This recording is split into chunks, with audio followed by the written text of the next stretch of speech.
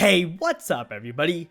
Welcome back to the video with the Roshank Redemption, and today I'm bringing you guys a super special Tokyo Ghoul video, because in this video I'm bringing you guys a little bit of a theory I had, a little bit of speculation on who I think is going to be the final villain in Tokyo Ghoul. And this is something I've been thinking about for a while, but now that we're at the end of an arc here, I feel like now is a good time to put this video out. But before we get into the main topic of this video, and this is a little bit random and a little bit out of the blue, but I recently started writing a Tokyo Ghoul fanfiction. Actually, change that. This is completely random and completely out of the blue, but nonetheless, I recently started writing a Tokyo Ghoul fanfiction, so I'm going to leave a link to that down below. If you guys are at all interested, I could really use some feedback on that story. So if you could check it out, take a couple of seconds to check it out, I would really appreciate it. But anyways, let's go ahead and get straight into things here. And for starters, what I want to do is I want to list off a couple of potential candidates for the final villain and tell you guys why I don't think it will be these candidates. And then at the very end of the video, I'll say who I think will be the final villain and sort of justify why I think that. But for starters, the first candidate for the final villain is obviously Eto, for a number of reasons. She's been a main antagonist up to this point in the series, and she's also very strong. So it's natural to think that Eto could be the final villain, but I still don't think she will be, for two main reasons. The first reason is that while Eto is strong, it definitely looks like Arma is a cut above her. Judging from the fight at the end of part 1, I feel like Arma is definitely a little bit stronger. And more I'm getting the vibe that Kaneki will also be stronger than her at some point in the series. I don't think he's stronger than her yet, for sure. But at some point in the series, he will surpass her. That's what it's looking like. And obviously, the final villain doesn't necessarily have to be the strongest character in the series. But the fact that Arma and potentially Kaneki at some point in the series are going to be stronger than Eto makes me think that there's less merit to her being the final villain. But secondly, and more importantly, I question whether Eto actually has the motivation to be the final villain in the series, because I would imagine that the final antagonist is going to be someone who directly opposes the main protagonist, who is of course Kaneki, but Eto seems to be really fond of Kaneki. When she's falling off the building, and I think chapter 56, I apologize if I got that chapter number wrong, but when she's falling off the building, she literally says, "I love you, Kaneki." She definitely seems to love Kaneki to some extent, so I just don't think that she'll end up directly opposing him in the end. And also, when I look at Eto, I mean, she's done some pretty fucked up things, but when I look at Eto, I see a very lonely girl who's sort of sunk into despair, and I don't see someone who's, pulling the strings behind the evilness in all of Tokyo Ghoul. And that's pretty much why I don't think Eto is going to be the final villain in Tokyo Ghoul. So let's go ahead and move on here and consider the second possibility for the final villain, and that is Arma. And the reason why Arma could be the final villain is that Arma has yet to take a hit in the series. He actually has yet to be injured in the series. The closest we've seen to getting him injured is when Kaneki destroyed his Kinkei. That's the closest we've ever seen. He did get scratched in Tokyo Ghoul Jack once, I think, but other than that, he's literally taken no damage, and he's pretty much taken care of every other character in the series with ease.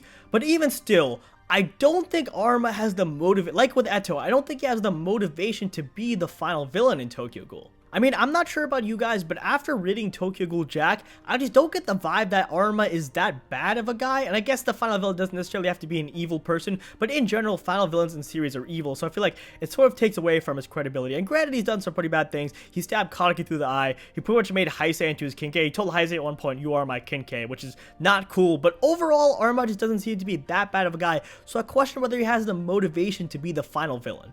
Also, I've always personally seen Arma as more of a force than a character, which sounds kind of weird, but let me go ahead and explain here. All he ever does is annihilate ghouls. He never shows any emotion. He has not once shown any ambition in this series, and he's never gotten any character development, pretty much. He's just some sort of robot that annihilates ghouls, and that for me makes him more of a force than an actual character. And the fact that he has no ambitions, he doesn't really appear to have any ambitions, makes me think that there's less chance he will be the final villain, because in general, villains are people with sort of bad ambitions, and Arma doesn't seem to have any ambition. So the fact that he's a sort of goalless character that's more of a force than an actual character makes me think that there's less merit to him being the final villain.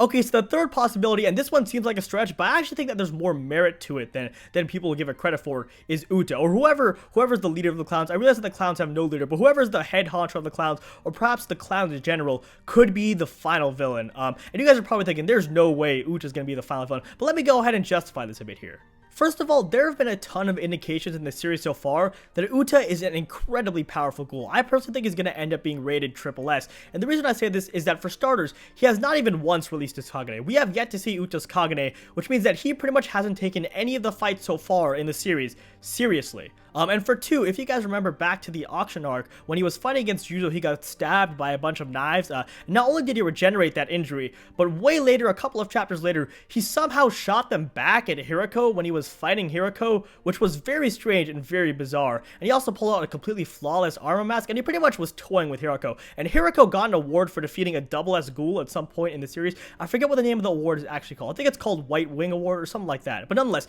he's defeated a double S ghoul before. Hiroko was a pretty strong investigator, and Uta wasn't even trying, and he still destroyed Hiroko.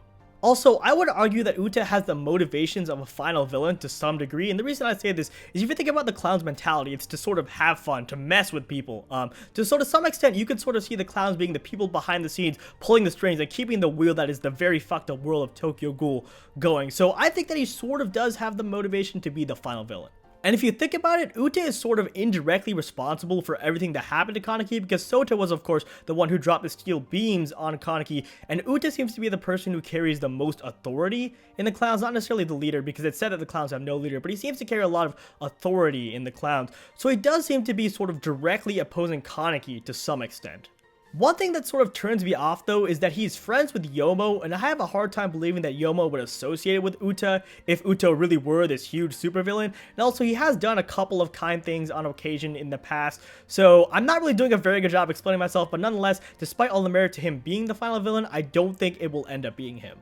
The fourth possibility is that there isn't going to be a single final villain in Tokyo Ghoul, and if you think about it, this is very possible, because Tokyo Ghoul isn't your normal storyline, and most storylines tend to have a sort of final villain, but nonetheless, Tokyo Ghoul isn't normal, so I could definitely see there not being a final villain. And also, the villains in Tokyo Ghoul have always been sort of multifaceted. There have always been multiple villains, multiple people sort of opposing Kaneki.